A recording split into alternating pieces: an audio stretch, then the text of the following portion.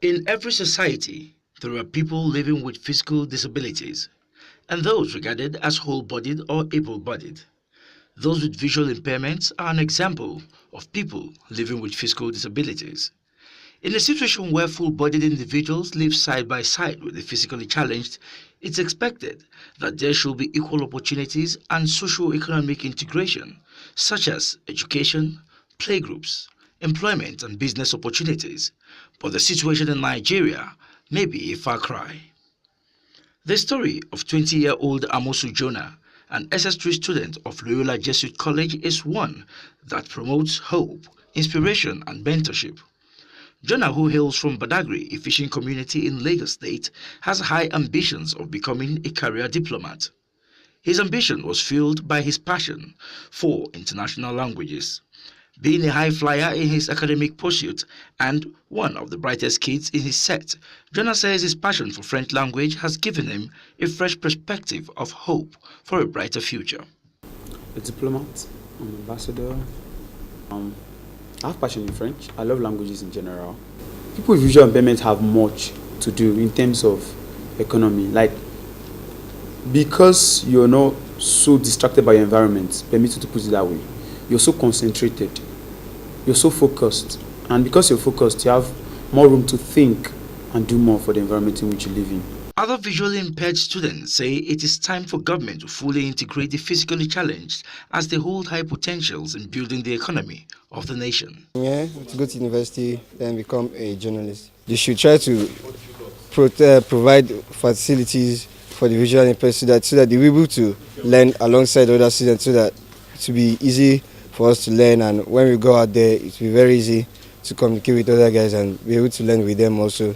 Help in providing facilities that can aid, and not just the provision of these facilities, but also subsidizing these facilities, because most of the equipment that visually impaired people use are very, very costly.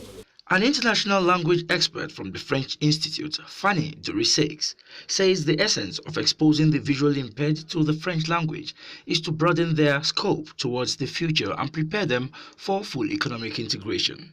The traditional discourse is like Nigeria is surrounded by French-speaking countries. So this being said, there is actually a need in Nigeria for young professional on the market able to work in French. Let's say you work for an oil company, or you work for a bank, or you work for diplomacy. You need professional skills in French language. I would like maybe to encourage visually impaired students to take the examination and to prove that it's possible for them to learn a language and to have the same certificate than any other kids in the country.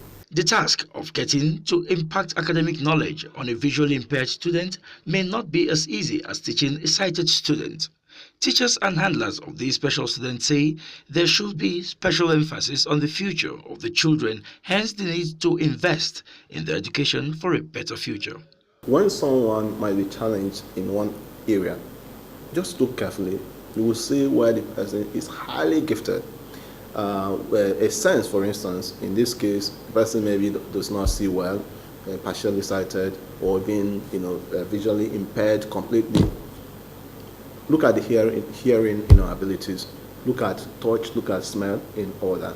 These people can be wonderful in different sectors of the economy, different sectors of the society. Talk about intelligence gathering, for instance, to be very direct. Most of the teachers teaching them are not trained to teach the visually impaired.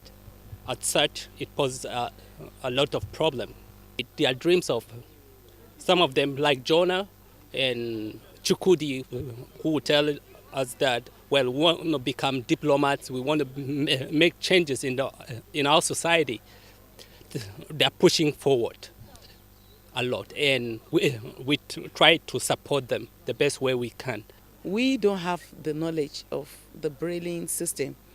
Okay, so there's no how we can braille the note for them.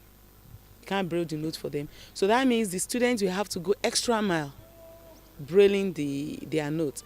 But thanks to the technology, now they can interact with the computer, and with their interaction now, they can type. They can actually type their notes on their own without even using the brailing. now because of the technology. But it's actually not very, very easy teaching them because they cannot see. They cannot see what you are writing.